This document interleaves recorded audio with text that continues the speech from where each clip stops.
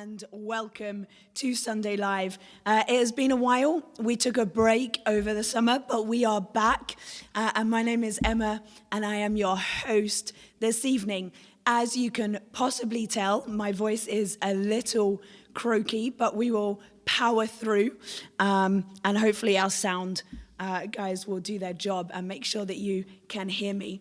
So as always, the aim and the hope of Sunday Live is for us to use our life experiences, our thoughts, our opinions to share God with you. Share how he has impacted our lives and the difference that he makes to us.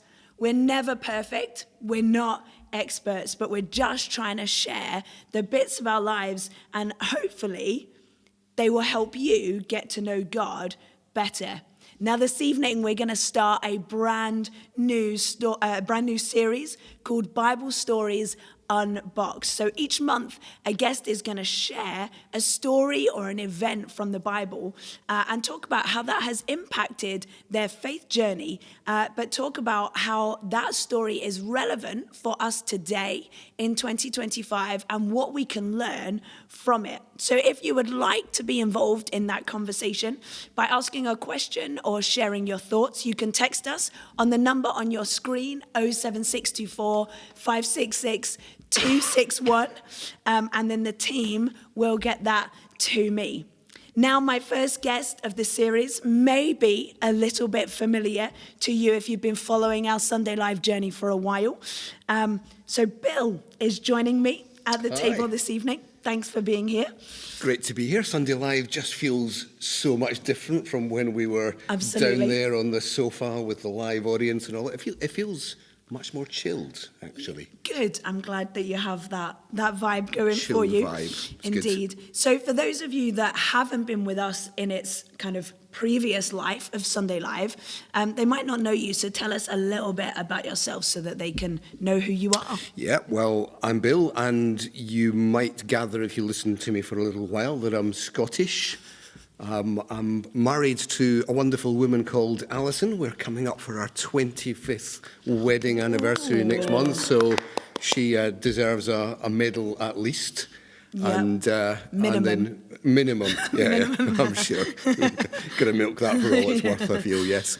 And got two fantastic boys, Samuel and Tom. What else can I say about me? I'm your boss. Sorry about that. He is my boss. So if you want to ask any of those challenging, awkward questions, I'm on board for that. Great, yeah. Absolutely. Excellent. Okay, so now you have brought, you brought some thinking with you about a particular story in the Bible that you want to unbox with us. So what is the story you want to unbox with us this evening? Well, when you talked about Bible stories, all sorts of thoughts came to mind, but the one that I was drawn to was actually the very original Bible story. It's quite a long story. It's the story of creation, and it kind of covers the first 3 chapters of Genesis, but it's a story that I think is it's just sort of foundational for me in all sorts of ways, and I've found over the years I keep coming back to this story as almost a touchstone. Wonderful. So for those that don't know, it is right at the very beginning. It's the first book of the Bible that you will come to, Genesis. So in the Old Testament, at the very beginning of this wonderful book. So if you have never come across it, you can go right to the very beginning and read the story of creation, which spans more than one chapter, doesn't it? It kind of flows into several of them. So now we talk about exactly what you and I both called it, that creation story, and we call it a story. So with the word story, I think it's easy for us to think about it as this fictional event, this fictional thing that happens. So is it just a nice story, or is it true? Is there more to it than what we call it? Yeah, and right at the start, it has this very sort of story feel to it, where it starts off saying, in the beginning, God created the heavens and the earth, and then lays out exactly what that creation looks like, and the 6 days of creation, and then on the 7th day, God rested. And yeah, it's a question that I think lots of people keep coming back to, maybe more so than any other Bible story. is it true? I was reading something recently about how a number of scholars have, historical scholars have dismissed the Bible narrative of creation on the basis that there are other creation narratives, creation myths they call them, from other parts of the world that may have historically happened or historically been written down earlier than Genesis. Okay. So there's one called, if I get the name of this right, the Enuma Elish. It's a Babylonian. Say that fast several times, isn't it? Absolutely, tongue twister. It's a Babylonian creation myth, and then there's others. There's an ancient Indian creation myth, and certainly the Babylonian one. They reckon it's hard to tell when you're sort of talking about the number of centuries, but they reckon that it may have been written earlier, and there are some things that are similar, like in all of these, in the story in Genesis and the Babylonian story and the Indian story. I think there's one from China as well. There's this background of creation kind of starting with water, with void, with darkness, with chaos, and then a divine intervention. Okay. So sometimes what people say is, well, it can't be true because it looks like it's just been ripped off from these other stories. There are similarities. There are differences. So the Babylonian story, for example, would have lots of gods rather than one god, and creation would have been birthed out of violence rather than God speaking. The Indian story would say that it just kind of happened by accident. That God's just kind of, or a God had sort of an oops moment, and there was the earth. But for me, I think if God created the world, the cosmos, the universe, then we would expect to see echoes of truth in different times and in different cultures. And God communicating to people in whatever way they are able to receive that truth. So Genesis, I think it's quite unique because it's rather than the other stories that had humans as slaves. The Genesis story says that we were created, we were made in the image of God. We were made to be like Him. So I think that there's a truth, and it's a very deep truth in Genesis.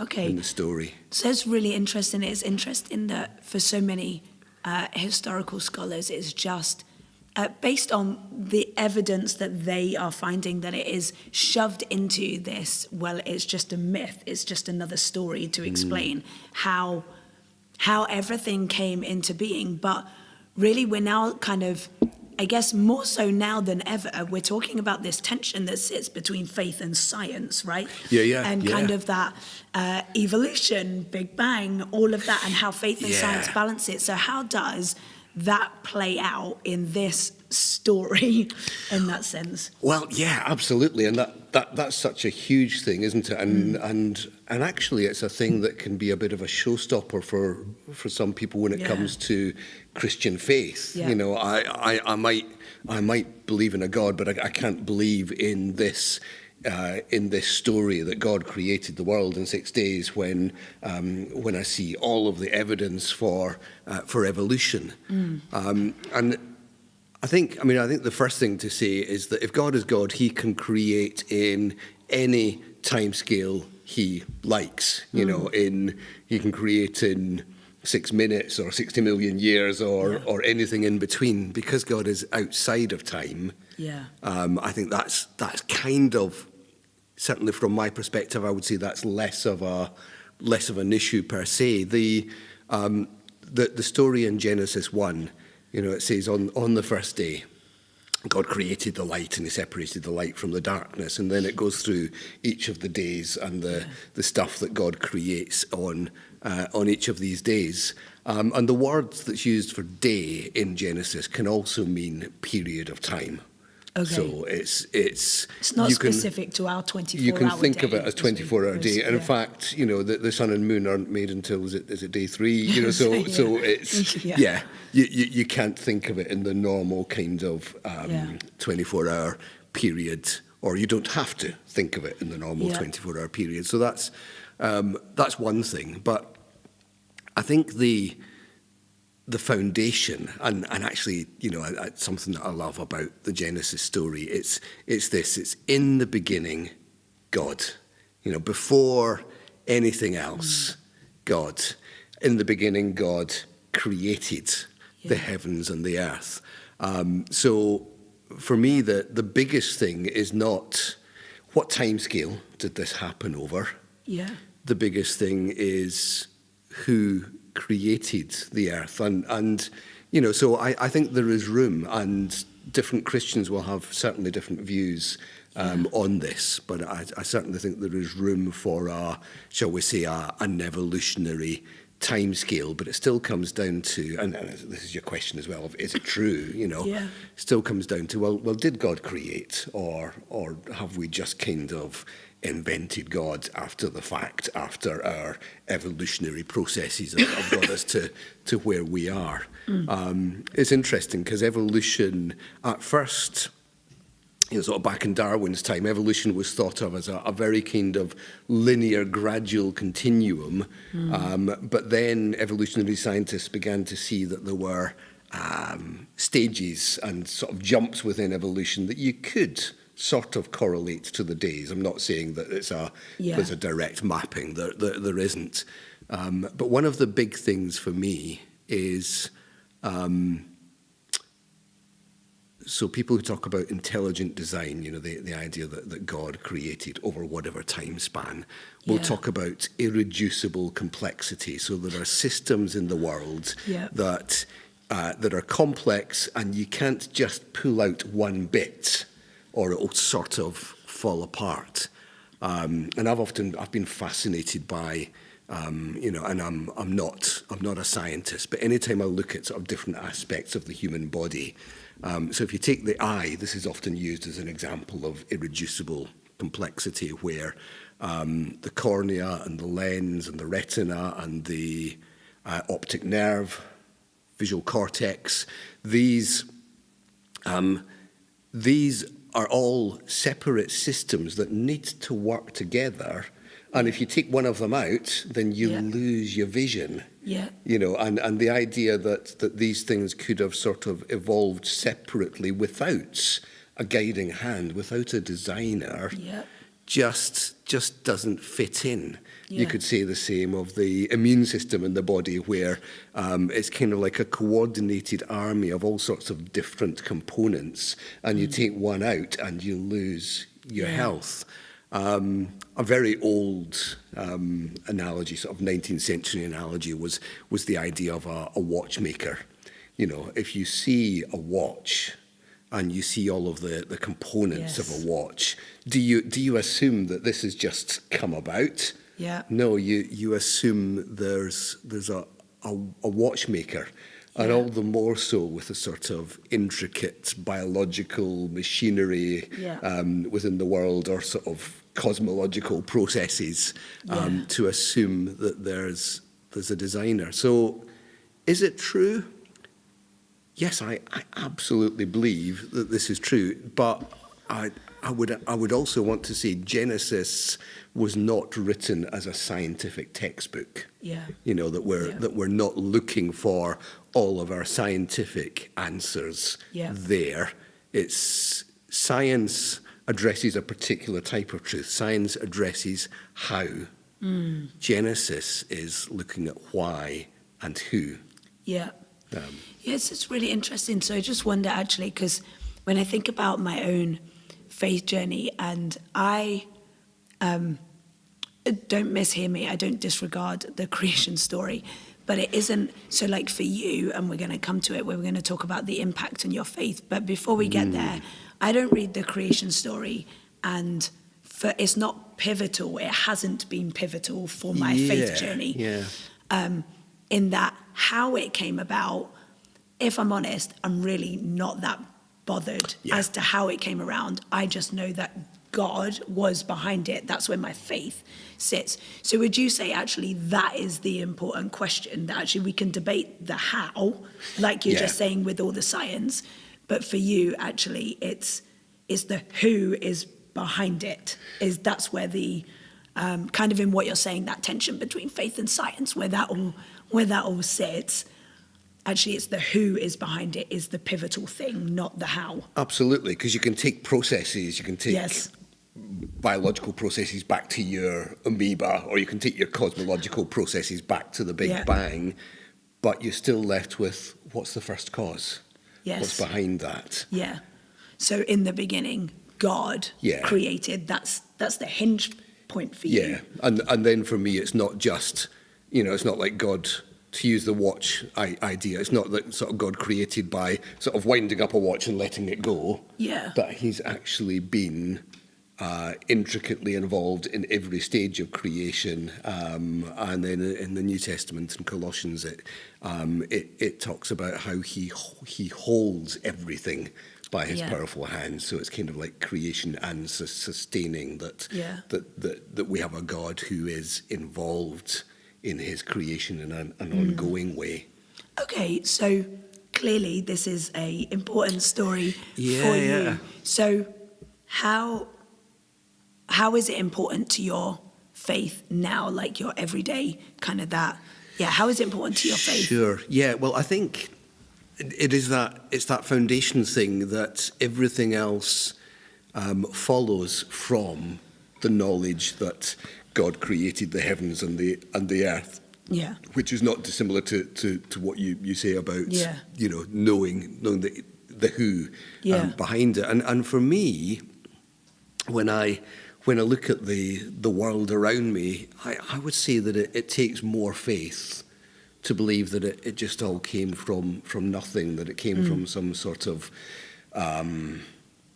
blind, unthinking evolutionary forces. Yes. And then there's something of seeing the power of creation and the wonder of it all, and just a sense of, if God is that powerful as creator, then I should follow him. And I've often found this has been the sort of anchor point for me, that at times when I might be just tempted to doubt, am I making all this stuff up? Is it really real? I can come back to all sorts of things. I can come back to answers to prayer I've had. I can come back to seeing how I've been shaped by knowing God. I can come back to seeing him at work in the world today. But underneath all of that, it's that foundation of, I cannot believe anything other than God created the world, the universe. And then that says, yes, there is a God. And I think the creation story also tells us what sort of God and how we relate to him. So yeah, it is quite foundational for me. So what impact does that have on the everyday outworking of your life, like sitting in 2025 where we've got just a few months left before we hit a new year?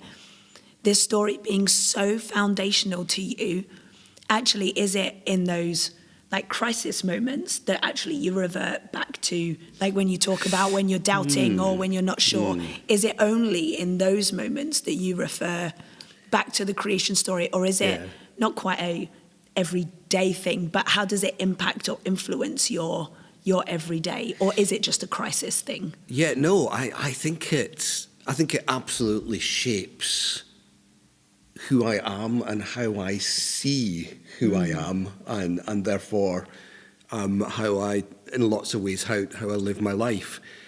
So, the Genesis story, talks about the creation of the light and the darkness and the sun and the moon and the stars and the plants and the animals and the fish and all of that. And then he created mankind, male and female, and it says, in his image he created them. And this sense, this knowledge that I'm made in God's image doesn't mean that I look like him, because God is spirit. Yes, God has the same eyes as you. I'm sure he doesn't have my nose, but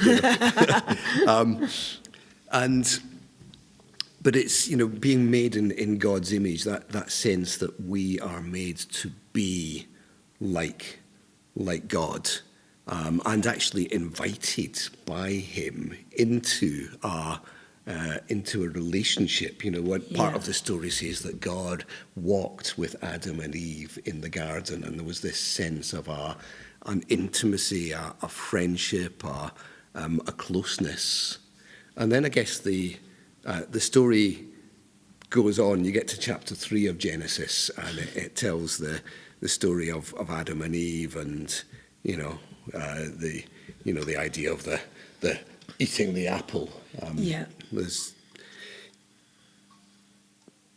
Adam and Eve choosing to go their own way, and it's a picture of how we get lost, of how it's a story, but within that story is a metaphor of my life. I think of everybody's life, that somewhere down the line we choose to go our way instead of God's. But then there's kind of a hint right at the end of Genesis 3 of how God is going to restore things, and the rest of the Bible really is explaining how God restores us to himself, and how we as humans resist him, and he continues to love us and woo us back to him, ultimately in Jesus, ultimately in what he did on the cross. So there's that sense of, it's almost like created and redeemed. But that first bit, created, made in his image, and then in Jesus having that image restored again, is just such a marker of my identity. You're saying what difference does it make in 2025? Well, I think right now in the news there just seems to be so much division that's based on identity. Whether it's political identity or national identity or all sorts of personal identifiers. And don't get me wrong, I think identifiers can be really significant for us. But for me, the key thing is that my prime identity is I'm God's creation. I'm made in his image. I'm his child. Everything else follows from that. In the introduction, I said, hi, I'm Bill. I'm Scottish. I'm a husband. I'm a father. I'm a boss. I'm whatever. These things are all true, but they're absolutely secondary to this thing that shapes everything about who I am. Okay, so I wonder, I guess, as a slight aside to that then, in that you've clearly this idea that we as people are made in the image of God. And I'm just wondering, are you talking, so we know you're not talking, your face is not the face of God, literally. So we're talking, so are we talking characteristics? Are we talking behavior? Are we talking personality? I wonder, can we round it off a little bit more as to when you say the image of God, what do you mean? As in, I'm just wondering if people are listening and they're like, okay, but for me, I have an element of I'm physically made in the image of my mum and dad. I look like them. People would say I'm like a half and half of my mum and dad. But that's not what we're talking about. So when we say the image of God, can we be a little bit more descriptive as to what we mean by that? Sure, yeah, and I think there are lots of Absolutely. elements to that. Yeah, we could be here all night talking about all those elements. But again, rooting that in the creation story, in Genesis, God says, "Let us create man and woman in our image," and there's this plural in God right at the start that gets gradually unpacked when you work your way through the Bible, and you get hints of it in the Old Testament, and then it sort of bursts into life in the New Testament, and we begin to understand God as Father, Son, and Holy Spirit, one God in three persons, which is the kind of the ultimate mind-blowing mystery to wrap your brain round. Yeah. And God exists in a relationship of love. And that love is perfect and complete. And in one sense, he doesn't need anything else.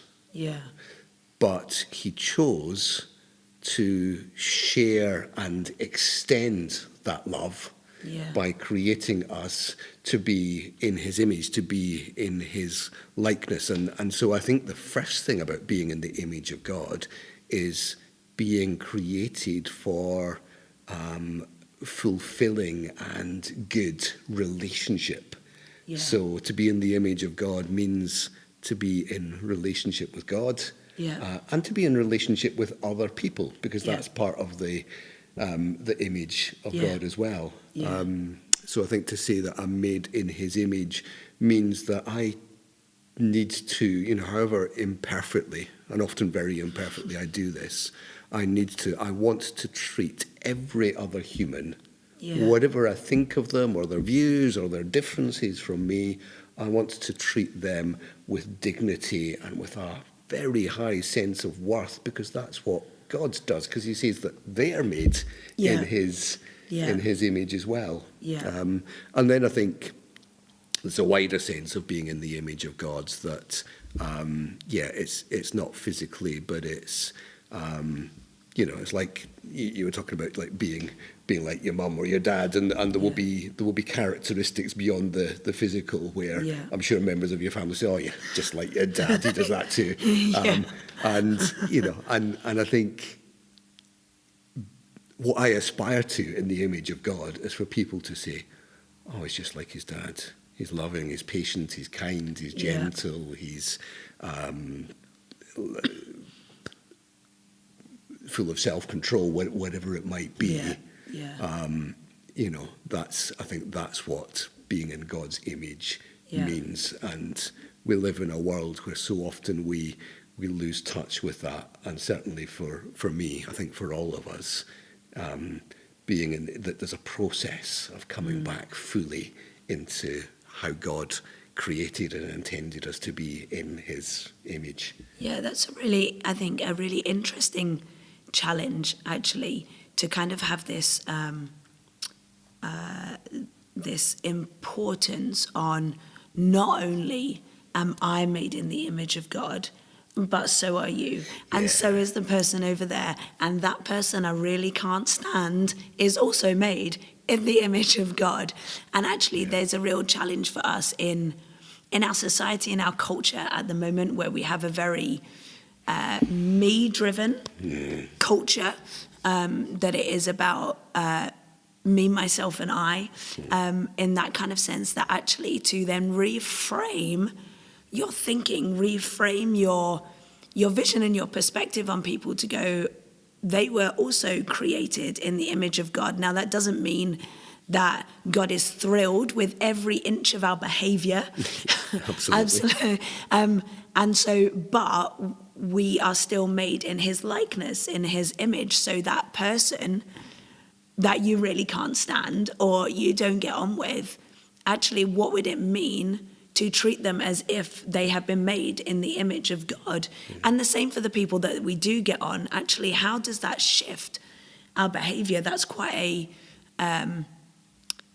deep challenge, isn't it, for us to begin to look at the people who we interact with or who we see, and and go, you were still made in the image of God. And that's, like you've been saying, so foundational actually to, I would say, a Christian's relationship with God, that we are in the image of God, regardless of what you think about the creation story and the details, there's a real foundational aspect of it, isn't it? That we are made in his likeness. And so therefore, what does that mean for how we live, the choices we choose to make, the behavior that we choose to exhibit, but also what does that mean for how we connect and engage with other people of the same faith, no faith, or of a different faith.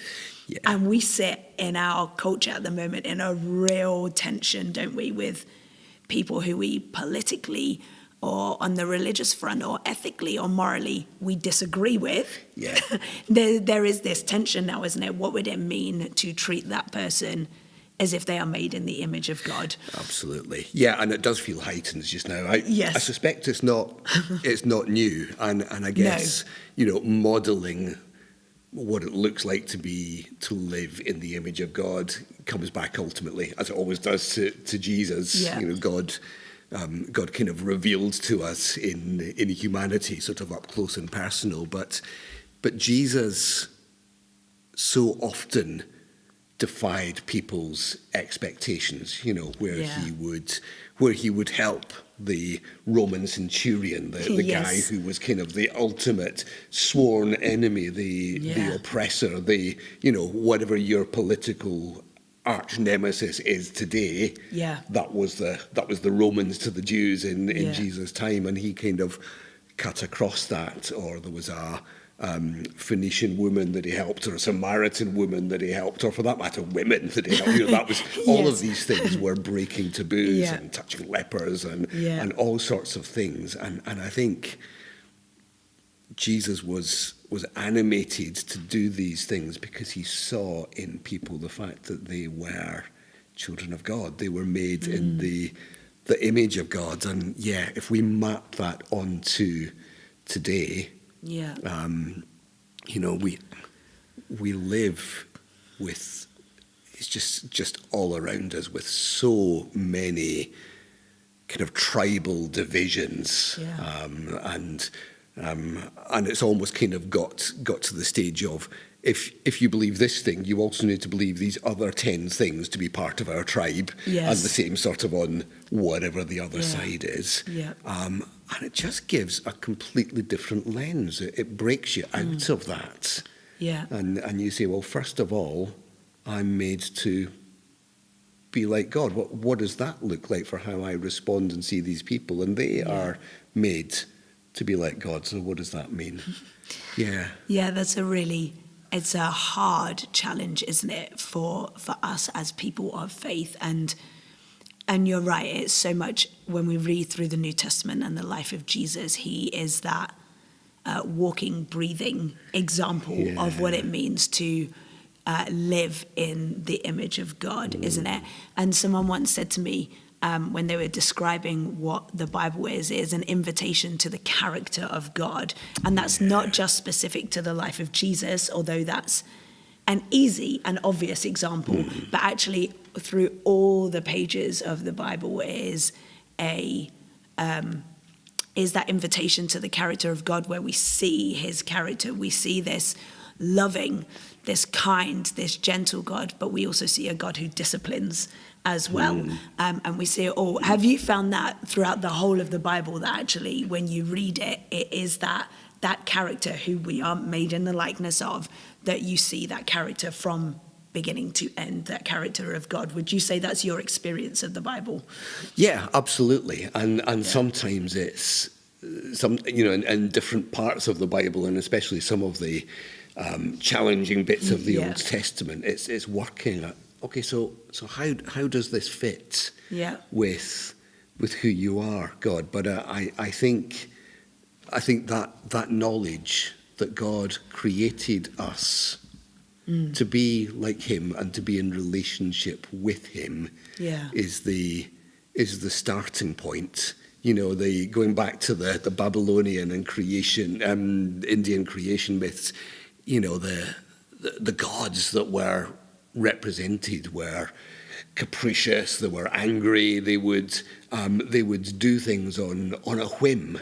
Yeah. You know, whereas what I see throughout the Bible is a consistency of God's character, and even in places where you see judgment, where you see anger, it's serving a purpose. It's serving the purpose ultimately of his love. Yeah.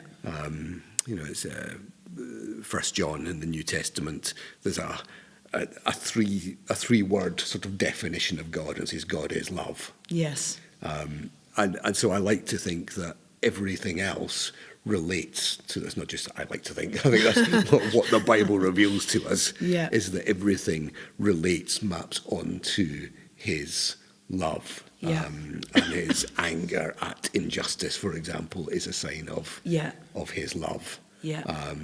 And so for me to be made in his image, there's that question of how can I be angry at injustice in a way that is good and right and not just self-serving and self-consuming. Yes. That's a process. Yeah. But that's all part of being made in his image. Yeah, absolutely. Okay, so I'm just wondering then, for people who are listening, who have not yet committed their life to God, they haven't made that decision to become a Christian, why is any of what you said, why is it important? Why is it relevant to them? What would you say to those people who are listening? I think I would say from Genesis, right from the get-go in the Bible, there's a picture that God gives, and there's something that he wants to communicate to you, and he wants to say that you are precious, that you are created for a relationship with him, that you are created for love. God didn't need to bother to create. He chose to do it. He chose to create you ultimately because he loves you. And he's made you in his image. You're made for you're made to be in relationship, to be shaped by God, and so that gives a purpose and a dignity to life. You know, often we can struggle with what am I actually here for, and it's an outworking of this relationship in his image. I think I'd say as well, you know, a lot of people think, you know, I've blown it, or I'm not anywhere near God.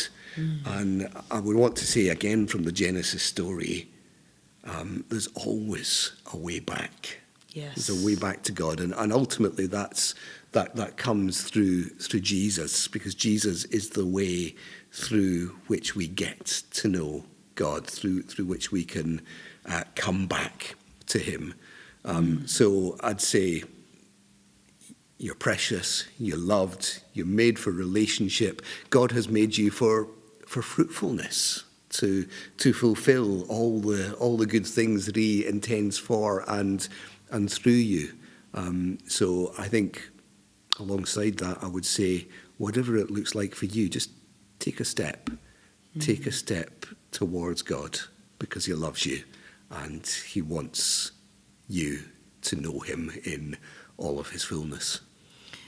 Great.